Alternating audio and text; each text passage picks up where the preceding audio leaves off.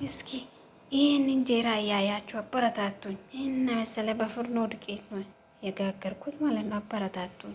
መልካምና ለራስ ነው። ምን ችግር አለው? ይሄን ሴትዮ ነች የበለችው ቀንጥሳ ማለት ነው። እንጀራ ትወዳለች፣ ትኩስ እንጀራ ማለት ነው። እንኳን አደረሳችሁ ለተዋሕዶ እምነት ተከታይ ለፋሲካ እንደኛ ክፋት እንደኛ በደል ሳይሆን እንደ ምሕረቱ እንደ ቸርነቱ ለዛሬ ቀን ስላደረሰን እግዚአብሔርን እናመሰግናለን። እንጀራዬን ጋግሬ ጨርሻለሁ። አሁን ዶሮ ይቀራል። ዶሮ ልሰራ ነው። ዶሮውንም አስገባለሁ።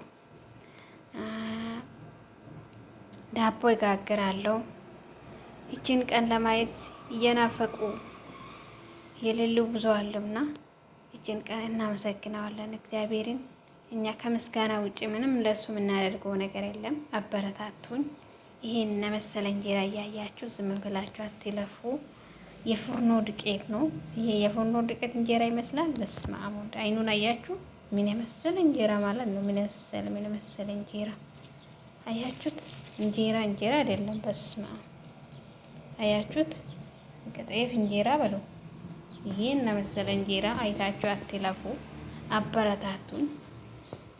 ሰላማችሁ በያላችሁበት ብዝዝት ይበል። በዓሉ የሰላም የደስታ የፍቅር የአንድነት ከነ ቤተሰቦቻችን በሰላም እንድናሳልፍ የእግዚአብሔር ፍቃድ ይሁን። ሰላም ሁኑ። አበረታቱን። በያላችሁበት ሰላማችሁ ብዝዝት ይበል። መልካም በዓል ይሁንላችሁ።